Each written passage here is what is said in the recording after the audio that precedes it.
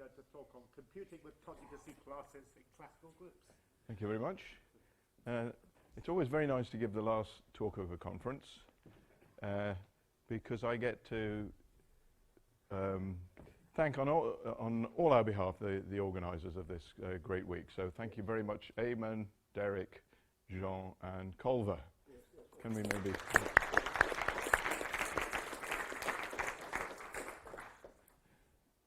So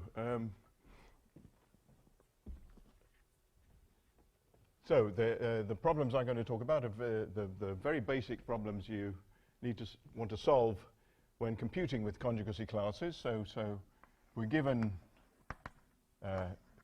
G, a finite group, so just be finite. Here are the main problems. We want to find the conjugacy class representatives. Let's call a typical rep X. We want to compute the centralizer of each for each representative. We want to be able to solve the conjugacy problem. In other words, given G, which rep is it conjugate to? So find the rep X. Let me just use twiddles for conjugation. And last but not least, we want to find conjugating elements. So given G conjugate to some rep or some other element, we want to find a conjugating element. So find a Y in the group such that X is G to the Y. Okay, so I think we can all agree those are some very basic problems. And I think as Christopher was telling us this morning, the poor old computers find these problems very hard. So there are sort of general algorithms for doing these things, but they don't work for very large groups, I believe, so I'm told. Anyway, so we want to get good algorithms, better algorithms, fast algorithms, and it sort of makes sense to use some group theory to do this. I think we agree. So not surprisingly, one of the key cases to solve is when G is a quasi-simple group. We can solve these very fast in quasi-simple groups, and presumably that's going to be a good contribution to the general problem. So I'm going to discuss the case where G is a classical group. So this is one of several key cases, I guess. So classical N of Q, so that's a classical group with a natural module of dimension n over the field of Q elements, SLNQ or SPNQ and so on. Right, so what just let me kind of reduce this problem a little bit just to get off the ground. So if we take an element of our classical group, we can write it as a product of a unipotent part and a semi-simple part. Let's say U is the unipotent part, S is the semi-simple part. They commute.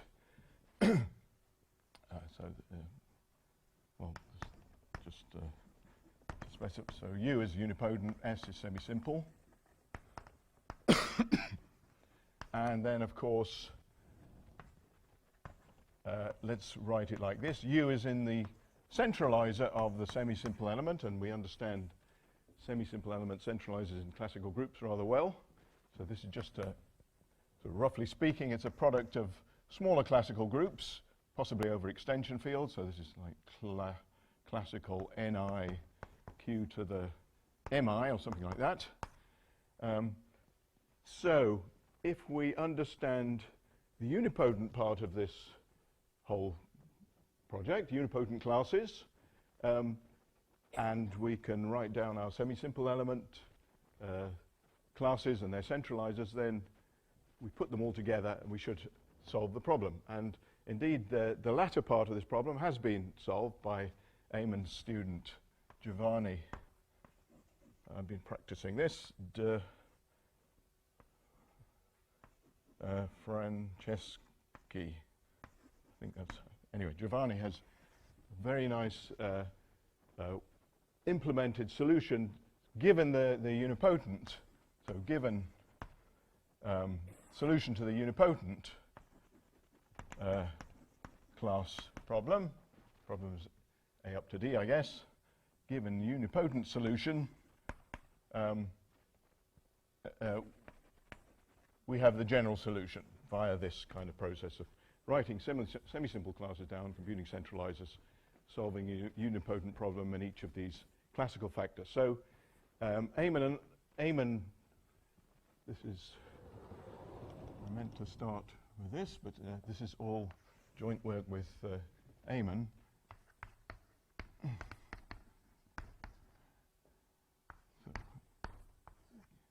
EOB, he likes to call himself. So, so we have I think I can say, a solution to the unipotent part of this problem. So unipotent class problems A to D for unipotent classes. Right, so I want to just tell you some ingredients of our solution. Some parts are easier than others. So I'm just going to, just in case your favorite group is coming up, but you'd like to switch off while you wait for your favorite group. So I'm going to I should really start off with the sort of a almost, well, no, it's not exactly trivial, but GLNQ, I'll just mention that because it kind of sets the scene for some more difficult cases. So I'm going to do just a very brief discussion of GLN, and then we'll move on to symplectic groups. And here, as you probably suspect, there's a huge difference between odd characteristic and characteristic 2, good characteristic and bad characteristic. So those are the three cases I'm going to offer you a little bit of discussion over. So I think I'm ready just to launch into GLN. So just a quick discussion of GLN. So let's go through these problems one by one. Well, conjugacy class reps, of course, Jordan canonical forms. So let me introduce my notation for a Jordan canonical form for a unipotent element. Let's refer to them as U for unipotent. Just so if Ji is an I by I unipotent Jordan block, then we just have Ji to some multiple of times. Okay, so those are the conjugacy class reps, no problem about that. Let's move, so the only non-trivial thing is B, so let's quickly deal with C and D. So given a G, I want to compute its rep. Well, of course, we find its Jordan canonical form, and find a conjugating element, just find a Jordan basis for G. This is something we can teach to undergraduates in some year or other, depending on where we're teaching, I guess. So find Jordan canonical form and a Jordan basis. Right, so no problem about that. So far we're at the level of undergraduate linear algebra, but B is, we're moving on to maybe slightly postgraduate for B. So we want to compute the centralizer of a unipotent element in that form.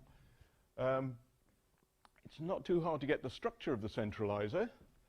So the centralizer in GL of such an element like that is some large unipotent normal subgroup times a product of GLs, GLNI, where we know the size of that unipotent group, but it's a great big thing. But how we actually, our little computer wants to write down this centralizer. You can't just say, well, there's its structure, and you want to write it down. That's less easy. In fact, what I don't want to go into, there are several ways of going about this. One of them is to use the method I'm going to describe for the symplectic groups. But in fact, it was done by, so this centralizer was written down in a very nice, elegant way by Scott Murray in his PhD thesis under John Alperin. It's a very elegant, it's the shortest PhD thesis I've ever seen. It's about 30 pages, but it's a beautiful piece of work. And he, actually, I looked at it, and he attributes the theory behind his solution to a small section in Jacobson Algebra 1, which I didn't manage to look up. But anyway, you can write down this centralizer in an elegant way, not at all trivial. So that's GLN. Let me move on to symplectic groups. Here, the solutions to these problems are not quite so obvious. So I guess this is right. So Q is odd here. So let's start with problem A. What are the class reps? Well, they're given by Jordan canonical forms, but you can't have so possible JCFs. You have to have an even number of blocks of each odd size. So you can have as many, let's write it like this, so you can have as many even block sizes, as many J2i's as you like, but you have to have, let's say J2i plus 1. You have to have an even number of those. Okay, some of these multiplicities can be 0, of course. Right. Okay, so I want to write down representatives. It's not enough just to know the JCFs, of course. So I want to write down a nice Jordan block of even size in a symplectic group. And I want to have a nice, I don't want to just write down, you know, this, because the symplectic form will be some horrendous thing. So I want to write it down nice reps with respect to a nice symplectic form. So I'll show you a nice, elegant way to do that. So nice reps. Okay, so I'll just do this block of size 2i, and then the 2i plus 1 blocks will have to occur in pairs. I'll show you how to do that as well. So here's J2i. So a nice way to do that, so with respect to the symplectic form, I'm going to take to be the usual nice thing where we just have alternating 1s and minus 1s on the diagonal. Okay, so I'm going to move to the algebraic group just to do this in a nice, elegant way. So we've got, say, G bar is the algebraic group over closure of FQ. And now I want to work in the Lie algebra as well. So the Lie algebra, I guess that's little sp. So that consists of matrices, I don't know, T, let's say, which satisfy, let's see, VTW plus VWT equals 0 for all vectors V and W. Okay. And now we have this nice Springer map. So there exists a Springer map between the nilpotent elements of the Lie algebra and the unipotent elements of G. We like unipotent elements. Kind of nilpotent elements are kind of easier objects to deal with. So there exists a Springer map. So that's a G equivariant bijection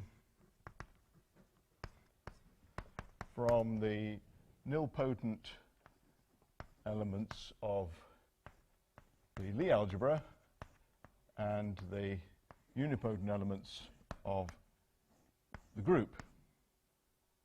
Okay, and in this case, the Springer map is not anything mysterious. It's a very famous map discovered by Cayley many years ago. So it's the Cayley map.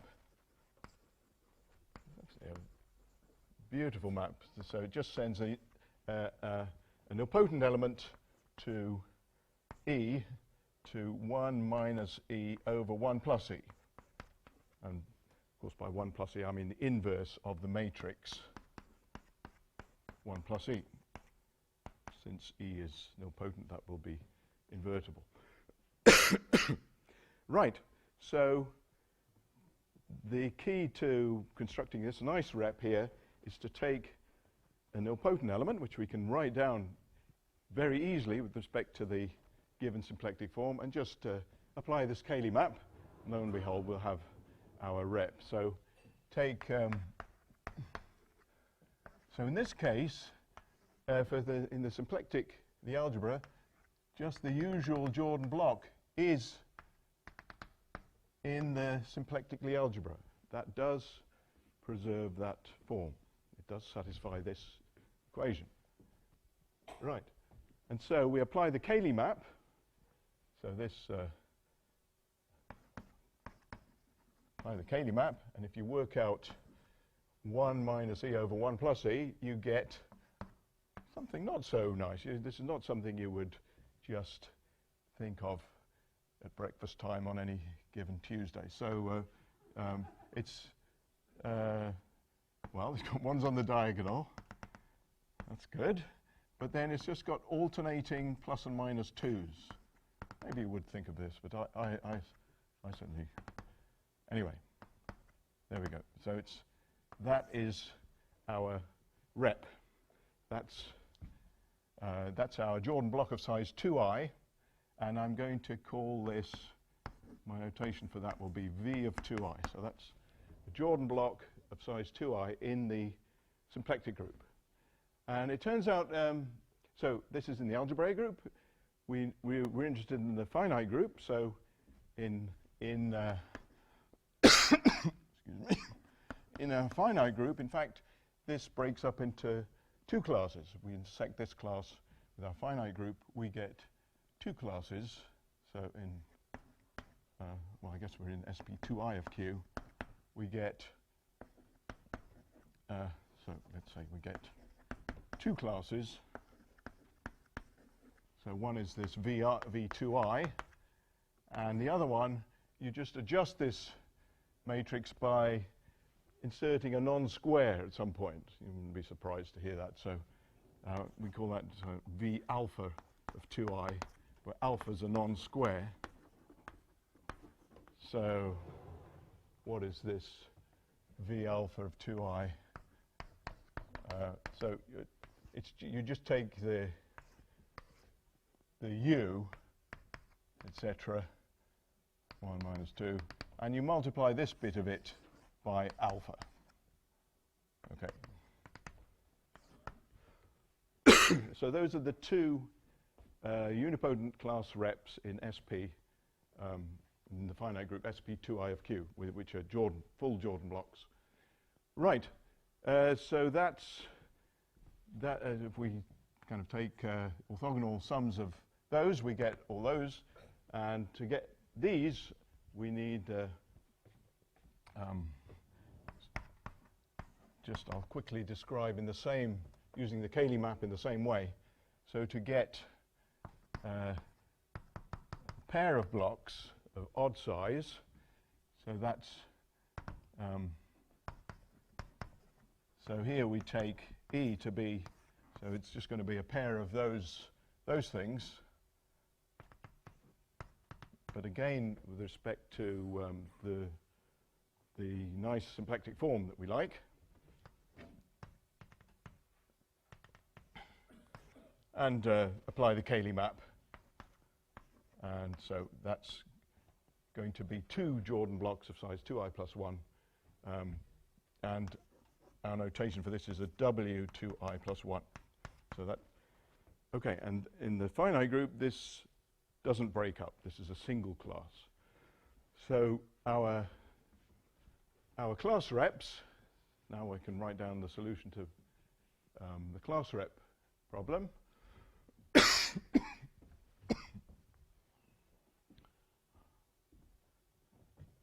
Well, they're just sums of V2i's, V alpha of 2i's, and W2i plus 1. So that's all they are.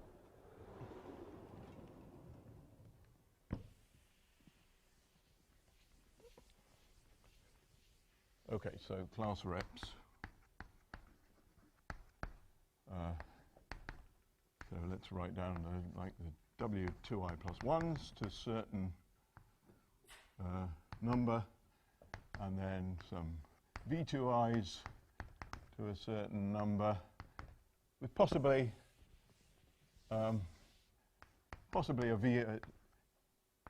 You only need to add 0 or 1 of these, because a pair of V alphas is isomorphic. Well, it's conjugate to a pair of things without the alphas. So V alpha 2i plus V alpha 2i is conjugate to V2i plus V2i. So you only need to add 0 or 1 V alphas. Okay, so those are the class reps. So what about the next problem? What's the next problem? Computing the centralizers. Okay, so in this case, as far as I'm aware, we don't have the Scott-Murray solution. I couldn't find anywhere in the literature where centralizers of unipotents in symplectic groups are explicitly written down. We know the structure. So the structure, again, as in GL, is very well known. It goes back to a paper of G.E. Wall, at least. So the centralizer in our symplectic group of the unipotent group is, again, it's a dirty big unipotent normal subgroup times a product of some classical groups, and in this case, with this notation, it's going to be, what is it, SP2AI, and then for these we get orthogonal groups, so orthogonal BI or plus 1 if there's, okay. So we understand the structure, but we want to write this down, or we want to compute it, or somehow. So it turns out we can compute this centralizer in a very, well, in my opinion, quite elegant way by finding a nice parabolic subgroup that this centralizer lies in, where we can kind of see what's going on. So, so to compute, so we construct a parabolic. It's sort of a canonical parabolic subgroup P containing the centralizer. And let me show you how that goes. So I've got my my unipotent element, and so here it is. And for each of the blocks, I'm going to construct a one-dimensional torus in our symplectic group. So let's so I'm going to construct a certain one-dimensional torus, I guess in the algebraic group actually. So torus T. So for each V2I, I'm going to tell you how it acts on the basis. So V2I, I think I've still got there somewhere. So I've got just the standard basis for that rep, and the T action is going to be via the weights. We start with minus 2i minus 1, and we go down in steps of 2. So this is just a diagonal matrix. Whoops, 2i minus 3. And if we carry on until 2i minus 1, so that's the way. This is a diagonal matrix. So I guess this is T of C is a typical element of this torus. So we can just specify that by weights, right? So these are weights minus 2i minus 1 up to 2i minus 1. And similarly on the, same for the v alphas, and on the w's, we do the same kind of thing. We let our t act with weights 2i, well, we start with minus 2i, going down in steps of 2 to 2i, and we do that on each of the blocks. Okay, so now we've got this torus T defined this action on the whole space in terms of its weights. Right. And now we need to choose our basis so that we get a nice parabolic subgroup. So I choose the basis just by collecting together all vectors of the same weight. So I'll do an example in a minute. So we order our basis by collecting vectors, basis vectors we already have, but collecting them of the same t weight. So probably the easiest way to explain this is to do an example.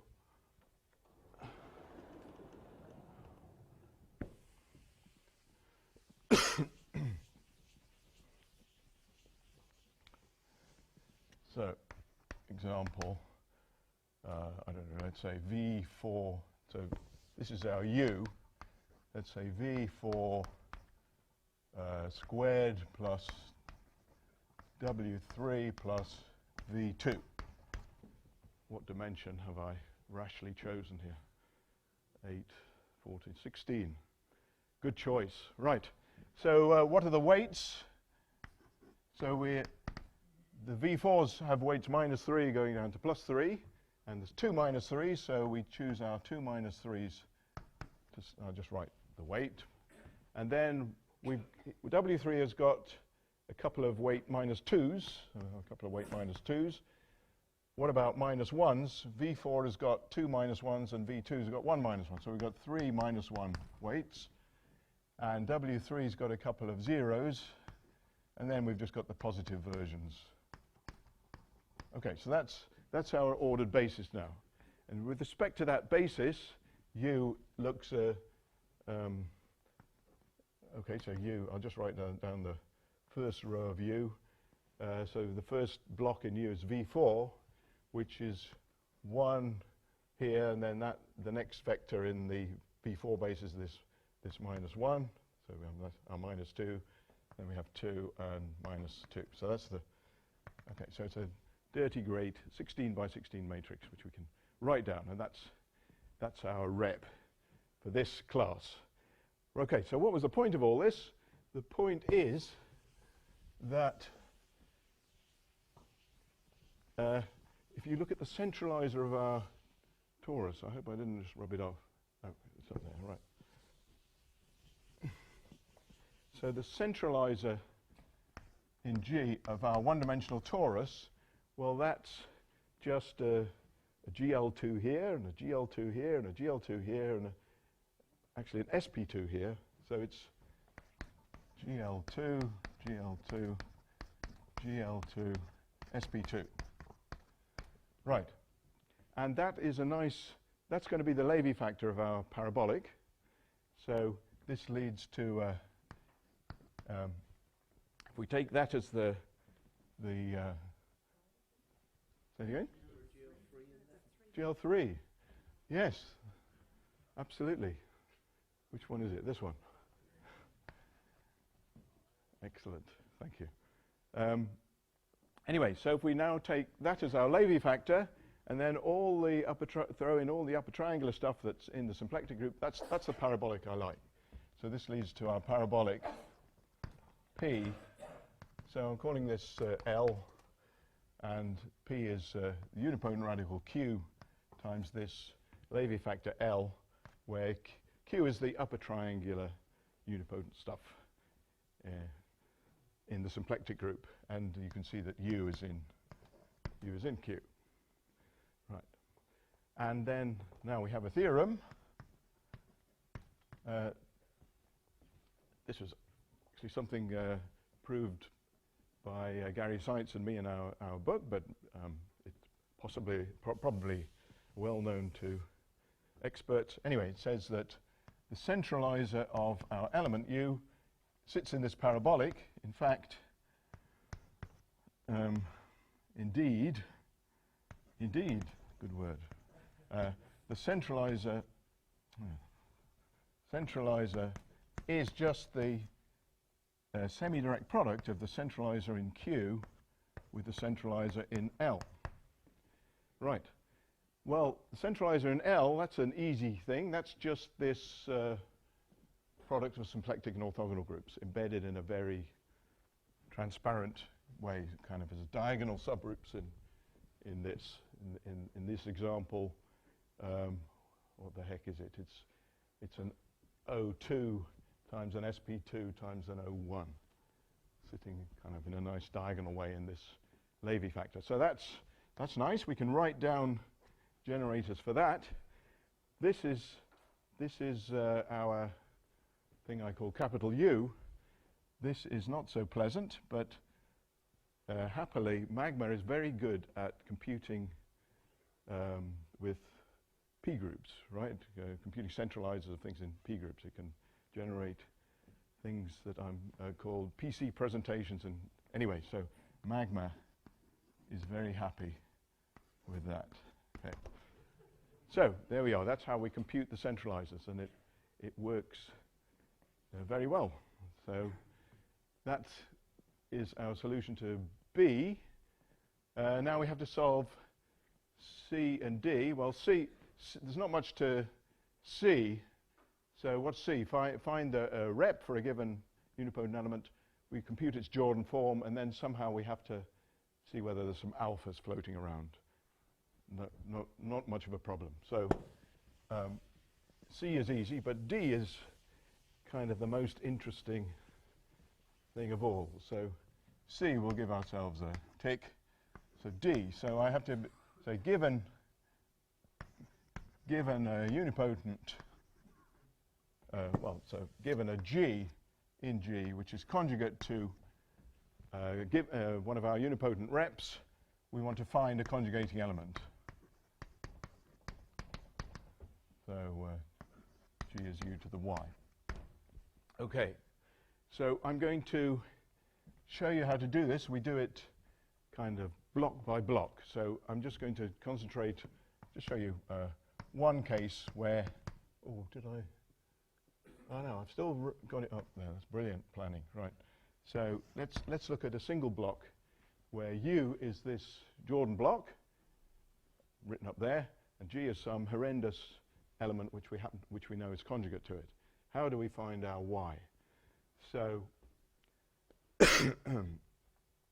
well, we go back to the way U was constructed. It's the Cayley map applied to our nilpotent element. So, let's note that. Let me see if I wanted to. I missed out great chunks of what I wanted to say. Oh, apparently not. Good. So we note that,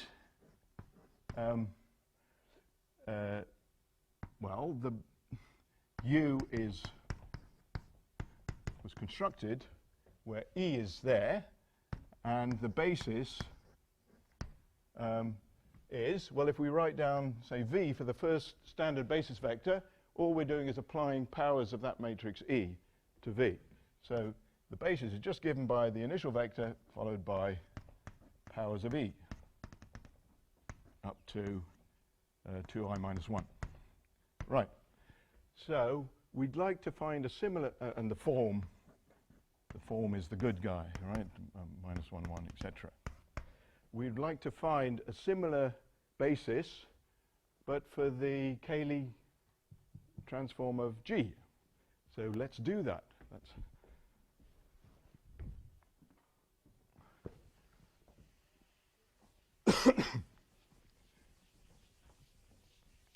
So G is this horrendous conjugate. So let's say F is the Cayley transform of G. So that's a nilpotent element in the Lie algebra. SP. So aim to find a vector, let's say W, such that we have a basis starting with W, applying powers of F. That's not so hard, but for which the form is the same thing. Okay, so suppose we can find such a W, well then all we do is take the change of basis from this basis to that basis. That preserves the form, so it's in the symplectic group, and it conjugates E to F, hence conjugates U to G. Right, so if we can find this W, all we have to do is find one vector. If we can find the W, we've solved our problem. And so how can we persuade the machine to find this W? Well,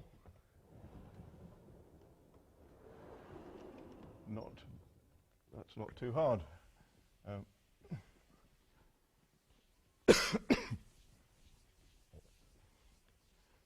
So to find W,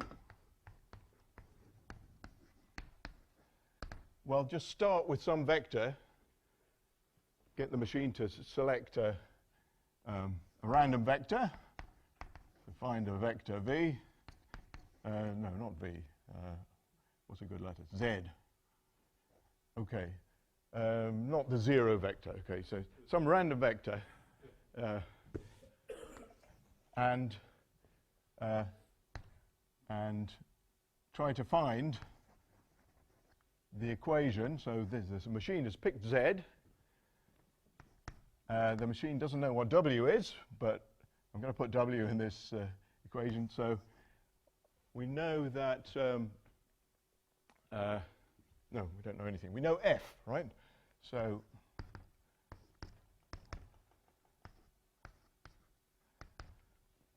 okay, so I want to find coefficients AI such that this equation holds, and then if I know Z and I know the F's, okay, if I can, so where W is a good vector, so it's as above. Okay, so if I can find AIs satisfying this equation, then W, the good vector W, will be just Z times the inverse of this thing. So how can I solve this? Well, I can generate enough equations to solve for these AIs. So do this by solving. So how can I generate equations here? I just apply some power of F to Z. Okay, I know Z, I know F, so I can work out this inner product here, some alpha I, and it's equal to the inner product of well, W sigma AI F to the I and W sigma A, oh, well, that's not a good letter, right, J, okay, A sigma AI F to the I plus J. Okay, and we know what this inner product is supposed to be, right? Because the form is supposed to be that. So that gives us a whole load of quadratic equations on the AIs. So, and you can solve them. Actually, they're very simple quadratic equations. You don't need any Grosvenor basis or anything for this. Anyway, quadratic equations on the AI, easily solved. Okay, so we find the AIs, find this matrix here, and then the good vector W is Z times the inverse of that matrix. Problem solved. So, nice. So what are we going to do? So that's the end of the discussion for Q odd. So what are we going to do with bad primes for Q even?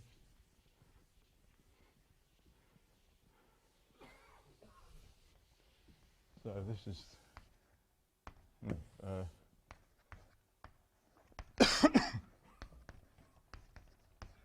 so here we have no Cayley map, we have no nothing.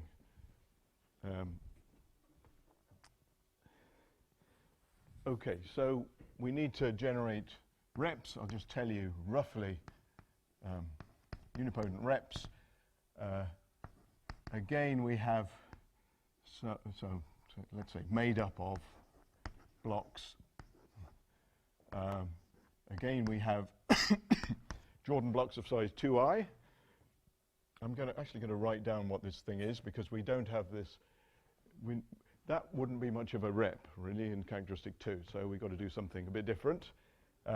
We've got some variants of these with alphas. And then we've also got some W's, let's say J's, which can be even or odd in this case. And also there are W alpha J's. And then, so there are various numerical conditions which define the reps uniquely. And here, let me just write down the simplest of these. So this is a Jordan block of size 2i, and it's just like this. So with respect to the same form, so the form is just the reverse ones. So this is a rep. So you have a whole load of ones. You have a column of ones here, and then you just have pairs of ones here. Anyway, that is a Jordan block of size 2i in this symplectic group. Okay, so that's the reps. The centralizer, well, we haven't got our nilpotent element or anything like that. How do we find a nice place to compute the centralizer? It turns out you can do the same strategy as for the Q-odd case. Define a one-dimensional torus, even though it doesn't do anything particular to the element. I mean, the thing about that one-dimensional torus before that I didn't mention was that it acts very nicely on the nilpotent element. So it just acts with weight 2 on the nilpotent element. That's kind of what makes all that theory tick. But we don't have that at all in characteristic 2, but we can still define the torus and the parabolic. So this is the centralizer. Define T and parabolic QL as before, where L is the centralizer of T. And then miraculously, the centralizer is contained in this parabolic. Why did I say miraculously? It's not miraculously. It's a very deep theorem of Matthew Clark and Premet. The wonderful paper they wrote, which included this as one of the more minor consequences, but a fabulous paper. It doesn't have to say what it is. Right. Anyway, it says the centralizer is contained in this parabolic. So that gives us a place to compute the centralizer. And this time we don't have, it's not a split extension. It's not, the centralizer is not CQU times CLU. You have to work quite hard to compute the centralizer of U inside this parabolic, but we've managed to do that. So thanks to this wonderful theorem of Clark and Premet, we're okay with the centralizer. C, I'll pass over C because I want to just talk about D just in the last couple of minutes I've got. So how did we try and do D? Oh, I rubbed it all off. What a shame. We used this, here we are. We used the nilpotent element and the fact that we had a nice basis for, with respect to which the form was this. Okay, so we could write our basis in a nice way in terms of the nilpotent element. We don't have this nilpotent element in characteristic 2, but we can try and copy the method, and we managed to do that. It's quite amazing to me. So right, so what's our approximation to this basis? So we want an approximation to the the nilpotent element E. So I've got I want to find a nice way of writing down the basis for this this block here. So let's take that element.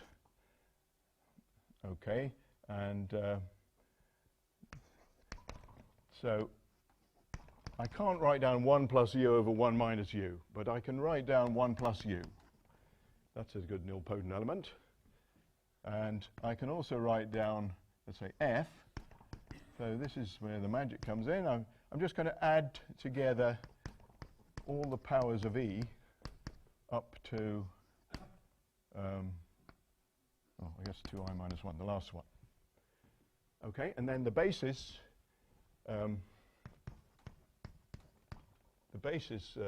there, we start with the first basis vector, and we apply powers of e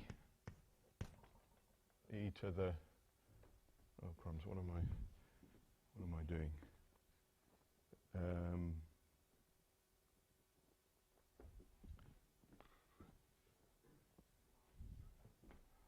Apologies. All right. Anyway, I think we just go up to I minus 1, and then we apply powers of f to that.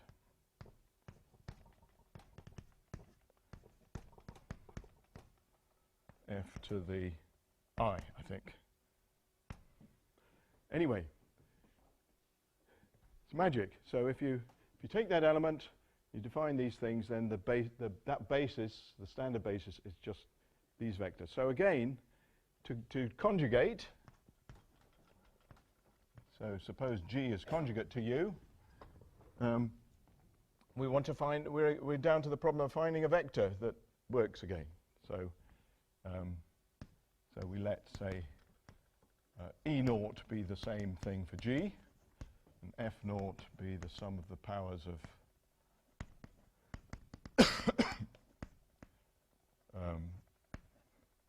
2I minus 1, and we're aiming to find a vector W such that we have just the same thing. All these powers of E naught and F naught applied to W give us the right form. So E naught to the I minus 1, F naught to I has, so the form with respect to this basis is the right one. If we can do that, then we can conjugate. And again, we find the W by, oh there it is, by generating lots of quadratic equations in coefficients AI. In this case, it's very much more. We really do need Grobner bases and stuff to solve here, but it works beautifully. So that's the conjugacy problem. Thanks very much.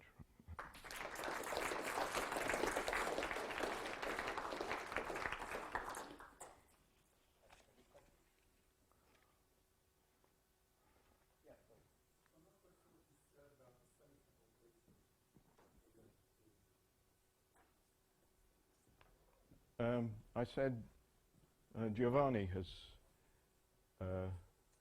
implemented all the semi-simple classes with their centralizers, and also implemented that a solution, assuming you can do our stuff with the unipotent classes of classical groups, then you can do all the classes. Does that answer your question? Yeah. Right.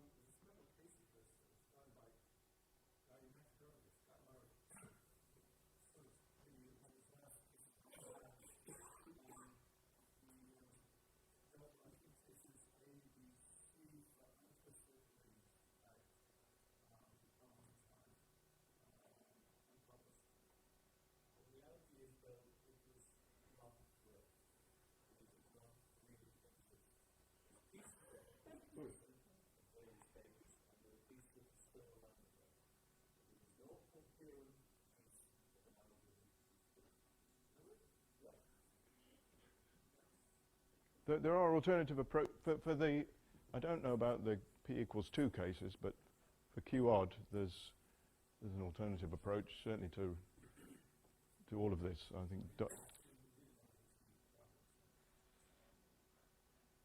he didn't have any problem with p equals 2. I find that hard to believe.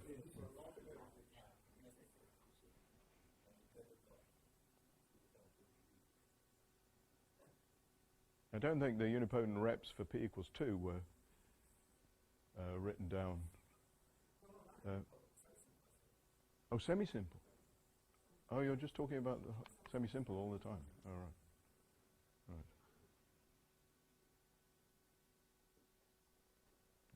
Any further questions?